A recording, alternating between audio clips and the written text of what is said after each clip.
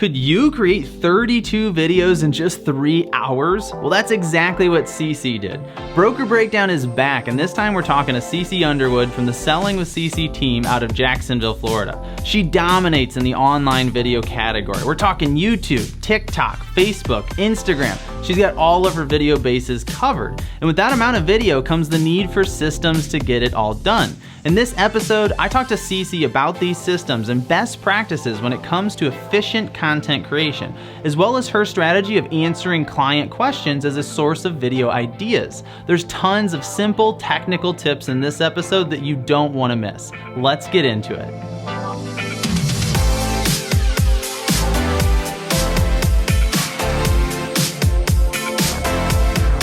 Okay, CC, so you're telling me you created 32 videos in 3 hours this weekend, and that blows my mind. So I want to start there. How on earth did you do that? Yes, don't know what came over me. It was definitely planned. I went to the office and I knew that I needed to record a lot of content because our team, I decided I was going to do 100 videos in 100 days, and that's not easy when you're running your business. And so I went in there and it was just one after the other after the other. I wrote down all my topics when I got to the office and I was knocking out videos.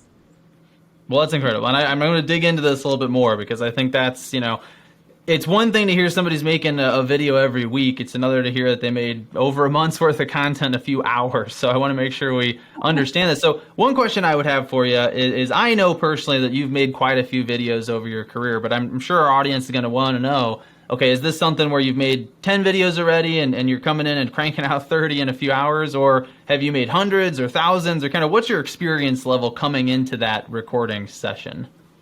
I think I've always incorporated video into the business ever since you could go live or record, never to this scale, obviously. And then in the pandemic, when that hit, TikTok was just a really great outlet. And I have to say, I think TikTok was instrumental in helping me become very purposeful with short content. It forced me to get my words out faster and just be a lot more precise so that I wasn't having all this filler words with really long 5, 7, 10-minute videos. So I will say TikTok helped me with that. Interesting. Okay. So when you say, I know you have a pretty good following on TikTok. Can you tell us a little bit about your presence there and maybe how many videos you've made and in what amount of time? Oh, gosh. Ballpark is fine, obviously. It's a lot. It's definitely not the 1 to 3 a day, but in the same way I do videos for YouTube, I do the same thing with TikTok because even those videos can take a lot of time with creating. So I will batch my content videos and I might do 10 or 15 TikToks at a time, save them as drafts so that I can post when I'm ready, when I have content for it. I love that. Yeah. And I mean, one of the things that we like to focus a lot on the conversations here, and why I wanted to start with this is just how do you do a video efficiently, right? Like how do you produce content on a regular, consistent basis in a way that doesn't become another part-time or even full-time job? Because I think a lot of people, that's what they struggle with. And, they're getting caught up on perfectionism, trying to make it look and sound, just absolutely right. They're getting caught up on what kinds of videos to make. What should I be talking about? So let's talk on those two, right? There's probably other reasons people get held back, but these are two areas where you seem to really have some stuff dialed in. So on the first one, let's talk about quality, right? So you're making 32 videos in 3 hours. I would imagine you're not doing a lot of second, third, and fourth takes on these, if I had to guess, right? Just in terms of time efficiency. So what do you consider to be sort of like the appropriate quality level, and what do you do to ensure that you're getting to that but not spending time going too far past it? Mm-hmm. So most of those videos were under 3 minutes. So I think that is important to, again, get really good at getting your answers out. I always have been told he who talks most loses. And so I want to make sure that I'm getting content out that is efficient. So it could be something on the area. So I'm in Jacksonville, Florida. So I recorded video on the top 3 soccer clubs in Jacksonville. I did a locals perspective overview on different parts of town. I started answering questions, should real estate be a side hustle? Should I sell my home if it's rented? These are questions that I think we get every day as agents, but also we get them from buyers and sellers. So you're simply just answering questions. Cool. And that's really smart, right? Because there's a lot of questions in real estate to be answered for sure. So when you're sitting down, when you got, obviously you're trying to make 30 videos or more in a day, is this something where you come in and you're brainstorming the day of for those topics, or where do the topics for all those videos come from? It's a mix. So at the very beginning, before I started this 100 and 100 challenge, I wrote down some very generic topics, just things that naturally come to us, which are, closing costs, down payment, those types of videos. Should you sell as is? Things about an HOA, foreclosures, is the market going to crash? Just those typical things. And then I think once you start recording, more questions come to your mind. So when I was in the office on Saturday, some of these random ones, like even on the agent's perspective, which brokerage should I join? Can I fire my realtor? Who is the listing agent? What are some of these things? What is school of choice here in Jacksonville? Can I choose where my kid goes to school? Why isn't that condo approved for FHA? So it's really taking one-off questions and just answer the question. So I think if we could get into that mind frame of just answer the question and nothing else, you've got some really good short form video content. Yeah, and that's so simple, right? I mean, there's always going to be new questions that come up, right? So that being said, I mean, obviously we can put together a list of questions, we can come in and answer them. A lot of people, that would be great to get, okay, I got some ideas, but my concern is, I'm worried about how I look in the videos. I'm worried about how I sound. I'm worried about, trying to add lots. I want to put music behind it. I want to add some graphics to reinforce it. I want to cut out my ums and my ahs and all that kind of stuff. So what's your kind of theory there? Like, how much of that do you need in these videos? Is this something where you're doing a lot of editing, or what does that process look like? Barely none. Now, I do have a team, so we do have a marketer. However, what my job is, we're very, very concise on who does what in the job. So I record the video. If I can trim it, right, you can trim it. These are all done on my iPhone, by the way. Okay. So it's my iPhone and a ring light and a location. Okay. So I've got the phone, and you can trim your own videos on your phone from the start. So if your arm is here, if you don't do the self-start, and I title them, I upload them to a Google Drive, I title them, and I write a little description, and that goes to marketing. So all marketing really needs to do is add music and a thumbnail and the tags. And then they go out and post it. So it really helps our efficiency when everyone knows what they're doing. Well, and I can imagine, yeah. And I think that's where a lot of folks, from what we hear, are still trying to do everything themselves. So I'm curious, obviously, being able to be that prolific with content, I mean, to me, it makes total sense then to have somebody sort of helping out. Did you start there? Did you always have somebody doing that part of it for you, or did you add them later on in the process? Definitely did not start with that. I just posted before. So it was posted even with TikToks, because TikTok has that easy editing tool, which to me, if you don't have it, my God, even if you don't like TikTok and you don't want to use it for business, use it for content creation, use it for video editing, because you will never learn how to edit video faster and better than you will in TikTok. Don't mess with iMovie and stuff if you're technically challenged. Right. Just do it in TikTok, download it, and then repost everywhere you can. Yeah, great idea. I mean, TikTok is an incredible editing tool. I mean, Reels is also, in my opinion, you can do some decent stuff there, but TikTok blows it out of the water in terms of functionality and sort of ease of adding interesting things in my experience. So that's great advice. When did you add the editor? Because I think that's a lot of folks, it's like, for one, a lot of folks are probably maybe not as comfortable just sort of putting stuff out without doing that editing in the first place. They kind of want to start there. So did you, I guess, tell me about that decision. What kind of led to deciding, hey, I do want to have somebody doing a little bit more work on these videos?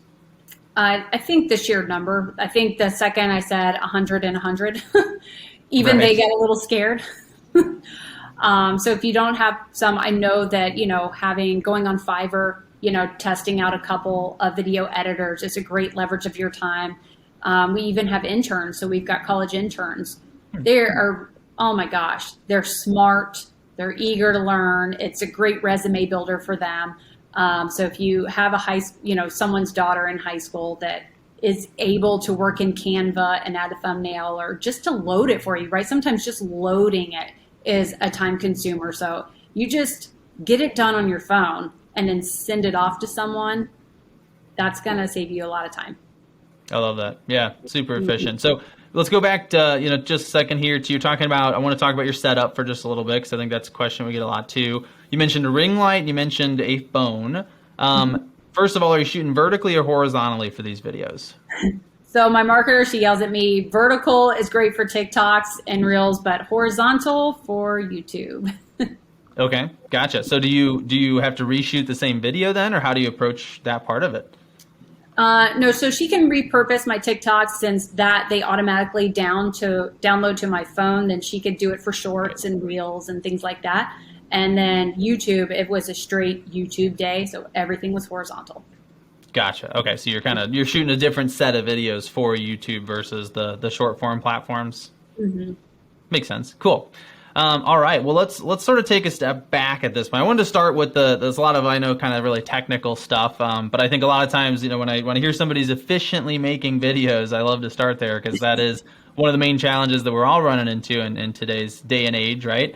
But I want to go back a little bit in time, right? I mean, you mentioned video becoming a bigger deal for your business when the pandemic happened. Obviously, you were using it to some degree before that.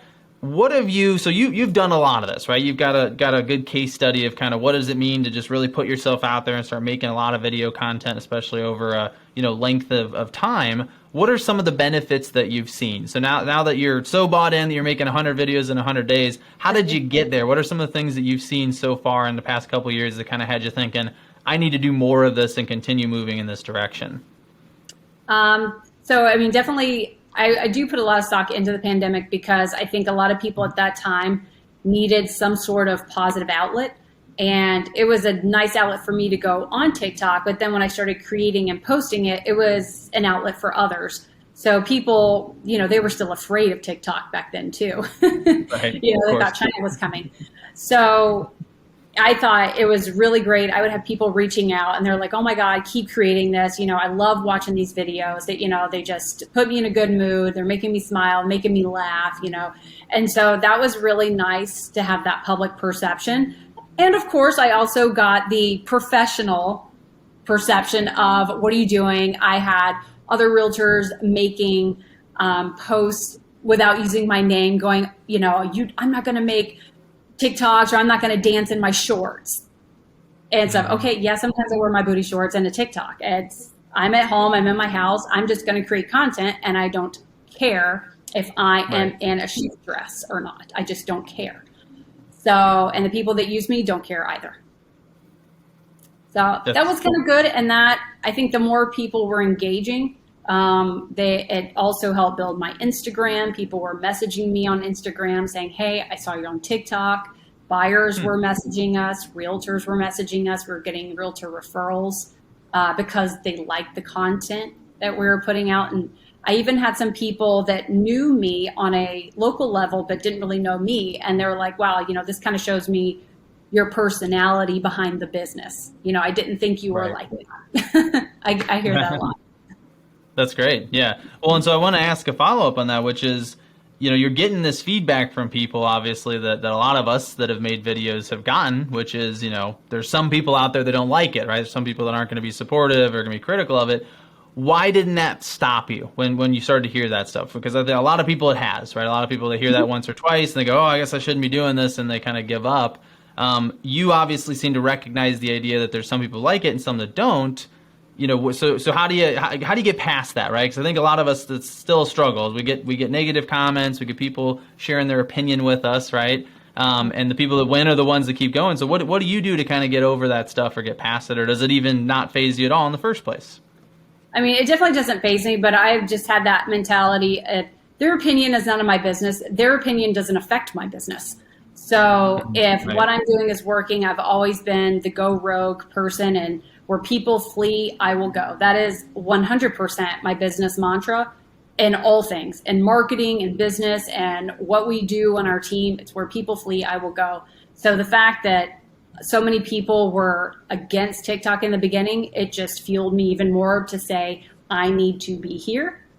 And then, of course, watching so many other great content creators in real estate has just been like Ken Posick is one that I follow, and several others that not only do they make it for listings that, no, you don't have to dance. You can just talk. You can be a content creator. You can just simply talk to people. Right. There's a million ways to do it. That's the important part to understand. Well, what are Mhm. you finding? Because obviously you've sort of found a way to dial in and attract certain people that feel they'd be a good fit for you and your business. What have you found that works for you? Do you have sort of certain topics or styles of videos that you tend to come back and do over and over again that audience is enjoying? I think you hit it on the head. It's not just, so we've gotten realtor referrals. So that's one Hmm. piece of business. We've gotten direct buyer business. And we've also been able to attract agents to our team. And, it's not perfect. I'm not going to be that agent. And I think first and foremost, you got to know who you are and just be that person. I'm Right. not going to be the person that sits up, perfectly straight in the dress, all pressed, hair completely done, looking Instagram finished, filter face. I always do that, hashtag filter face. That's not going to be who I am. And so it's very awkward for me to sit there, be posed, and do those things. I Right. like a more natural, interactive approach. When I am doing our agent videos and kind of debunking myths about why you should join a team and what have you heard and why it's different with us, I am literally looking into the camera as if I am looking at you as a person in front of me going, why in the world? Like, here is what is real. So when I'm talking to the camera, I'm just imagining if someone was sitting in front of me, like, how would I be? And it would just be me. So some of my videos might come off as a little intense, but it's literally because I'm like, I don't get it. Like, I feel like I'm talking to you right now. Why wouldn't you want to join us?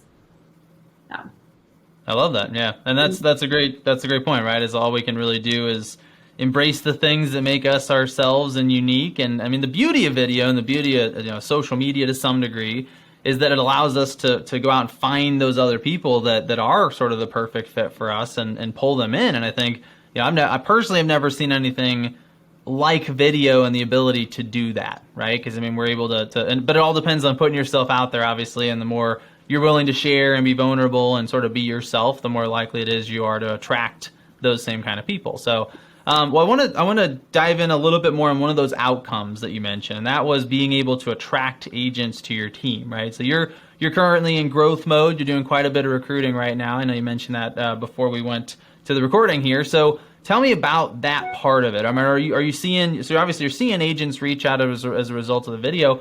What are the kinds of videos that are getting them to reach out to talk about coming to work with you? it's some of it is just right. We were all told a story. Number one, if you're a new agent, they don't talk about teams. You don't graduate from real estate school and they say, hey, you know what, a team is an option for you. They say, go join a brokerage. And yes, that's a part of it, but no other options for them are mentioned. And then they get to the brokerage and the brokerage says, here's our splits, right? They're being trained from the very beginning of what's supposed to happen and what's important. So a lot of new agents are watching our videos going, oh my gosh, I can't believe this. Or they've been in for 6 months, they haven't sold a home, and they watch our videos, and we've got 4 new agents that came onto our team, and all 4 of them have a house under contract in their first 45 days. Wow. So when you are telling that story, they're going, something's not right here. Something's not right. Or we're talking about what you should know and how to win multiple offers. And here are the things. We've got this program and it helps our agent get a buyer under contract because of something we offer. And they're going, okay, something's off. Something's not right. What I'm hearing isn't right. And I need to go hear it from the horse's mouth and see what I don't know. Interesting. Okay. So you're obviously teaching, sounds like, kind of providing a lot of value and education and insight. But I like the idea of also weaving in, the unique angles and tools that you're using, right? Because you're not only showing them, hey, you could be doing this, but it's also sort of if you had the tools that we happen to provide here, right? So it's kind of okay, I guess I need to be there. What do you say to somebody though that says, well, I mean, I'll teach my agents once they're on my team, but I don't want to be providing, random people out there with free education because they might start doing the things we're doing and yada yada, right? What would you say to somebody who's a little afraid to share that kind of content because they don't want to be providing too much of the stuff for free? I mean, I would say with video, keep in mind who you're talking to. Like, video is not for you. It is not for your Mhm. benefit. It is for other people's benefit. It is for the agent that needs information. If you have, you give. If you've got knowledge, you share it. So if you're doing this for you, it's probably not going to work out for you. When you're doing it for the sole purpose of education and for others, you're going to have more content than you ever thought you could ever think of in your life, because it's for someone else. So these things are going to come to you. Same thing with the agents. They're not being taught. They're not being taught, but they don't know. It's not their fault. A friend of theirs said, hey, I got a brokerage, just joined for me. It's going to be, X percent and I'll give you some leads. And they think that's all they need. They just don't know. So if you're not educating, you're also not helping our industry. Interesting. Yeah, that's a good point. And it's also, in my experience, I mean, one of the best ways to show somebody, or I guess we're always looking for ways to tell people what's different about our companies to try to attract them. Well, it's much better to show them, but to show them in the context of some value, right? Something free. So, hey, I'm gonna teach you for the next 15 minutes, and I might be making hints about the things that my company offers that allows whatever I'm teaching you to be more efficient. But you're here because of what I'm teaching, and you're sort of getting the attraction and the recruiting aspect of this as sort of a secondary impact. And at least from my experience, it's like we're at a point where that's how you recruit now, right? I mean, there's not a lot of, hey, we're going to hold an information session and you're going to come and hear about the things we do. It's, usually by the time I want to come to an information session, I've probably already decided I probably want to work with you because I've been seeing all the content and then interacting with you, right? I mean, so what do you experience? I mean, when these people do eventually reach out, are you still doing a lot of aggressive sort of selling and pitching on why they should be a part of your organization? Or do they seem to already have a bit of a relationship or sort of trust and familiarity with you? Or what are you seeing? I think it's one of those things they look online, they see, and then, they want to meet you in person. They want to get all the details. And so I'm not really having to sell them, but I am still educating them at that point of here's all that we offer. Because in real estate, yes, you might be able to meet a buyer or seller easily, but that doesn't mean you're going to easily get them under contract. I talk to agents that have to make 20 offers, and you're lucky, by the way, if that buyer's still working with you at that point. Right. That's not being helpful, right? If we're able to do it in 3 offers, 3 different homes or less, our agents are more efficient. That means they're writing less offers and getting more under contract.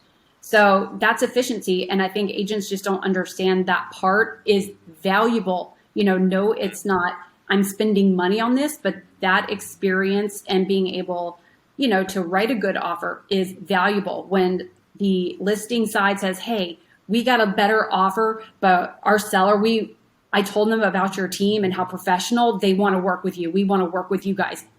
That's not money spent, but that's value because you're going to get your buyer's offer accepted because of our reputation, because of what we do. When you've got a buyer that has a 550 or 560 credit score, you can't get them approved. That was a lost buyer for you, but we've got a rent to own program that's a buyer for the agents on our team. So really just educating on how you can do more with value. It's not always going to be about splits. But again, agents don't know. So if you don't educate them, it's no different than emailing people in your database. If you don't communicate with them, someone else is going to tell them a story. Doesn't mean it's true, but someone's going to tell them a story that they might believe. And the same way about teams or if you're building a brokerage. If you're not telling your value, someone else is going to talk about what you got, whether it's true or not. They're going to say something. That's fair. Yeah, you get the opportunity to control the narrative to a large degree if you take it. But if you don't, then you never know what's going to be coming out, right? Well, so I love this idea. Obviously, recruiting for brokerages and teams, so it's very similar, I would assume. But it does seem, and I just, obviously I'm not a real estate agent, but I do see a lot of kind of the messaging and the recruiting that's done. And a lot of it just seems to be about, splits and equity ownership, right? Am I going to get some stock? I mean, what do the splits look like? And obviously, especially for newer agents, there's a lot of other things that kind of come into play there. So, you've had a lot of success with this of recruiting agents and not focusing on things like the splits. So what are some of, you've kind of mentioned a little bit or at least teased some of the things that you offer on your team that they might not get somewhere else. But tell me about some of those things. What would an agent that's working with you get access to or get from you that they're not necessarily getting in other places? Well, I think it's solutions, right? If we're going to be solutions based, that means when an agent, a single agent, or even agents on other teams, when they have a problem, if they're not able to find a solution, they're going to lose business. So what we saw in the pandemic, right? People that need to sell in order to buy. If you were a contingent buyer, it was 20 times harder to get your offer accepted. right? But they're concerned, well, I can't find it, right? You've got all this back and forth, chicken or the egg. So we're able to say, okay, well, we've got a program where you can purchase the home, non-contingent buyer, and you'll have 6 months to sell your home later. Boom. Now, instead of 0 sales, you have 2. I mentioned the credit score. We've got a rent to own program. So now you can rent to own. However, that's still a cash purchase for our team. They just represent the investor versus the buyer in that scenario. And again, we've got stuff to make them a cash buyer if they are approved for a traditional mortgage. The down payment assistance, and then of course with Keller Williams, they got Keller Offer. So there's literally multiple solutions. If they need money for closing costs, we work with a lender who's a wholesale broker. He has fantastic rates. So effectively they could raise their rate and still be within range versus going with a higher rate lender. If you're not offering these solutions, then your agents aren't getting the business, right? They're not even winning the business. They're not winning that introduction, much less winning this. Also, how we present an offer, very specific way we package our offers. Every agent does it the same way. And that does a lot. I think agents really discount what your professionalism, as far as I say, your offer is your professional resume to the agent on the other side if they've never met you. If your offer looks like a hot mess, they're not going to want to work with you. So those are the little things I think agents, they don't understand there is value in those things. So we don't give the highest split in the area as far as teams are concerned, but we offer more value. There's more incentives because they're going to win more business, and that means their income is going to grow. That's great. Well, so how do you give me an example of how do you put that into a video, right? So are you going on video and just sort of saying, hey, here's the things I have available? Are you talking about case studies? I mean, what's working for you with the video side of that?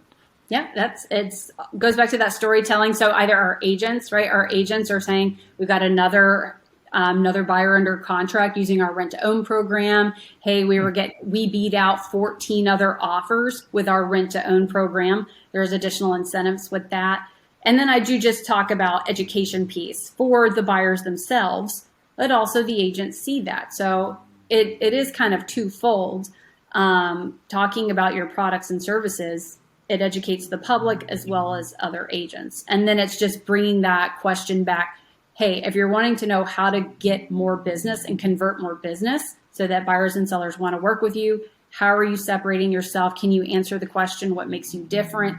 If not, a team has that answer for you. Love it. Cool. Good stuff. Well, we are running a little bit low on time at this point, Cece. So my next question is an important one, which is if somebody wants to see some of these videos, if they're going, hey, she's got to figure it out. I want to see what she's doing, or I want to learn more about joining this team. Where should we send them? Where's the best place to look at that content? Definitely YouTube. They're all over our business Facebook page, Selling with CC, but also you can find us Selling with CC Moving to Jacksonville on YouTube. And we just started a careers page also for Jacksonville for that separate recruiting side, agent attraction. Awesome. Well, easy enough to find you if they want to. That's good stuff. All over. Cool. All right. Well, Cece, that's all we have time for today. I do want to thank you so much for joining me. This has been great. And I really, in particular, appreciate all the specifics and detail about how to make content. So thanks for joining us. Thank you so much.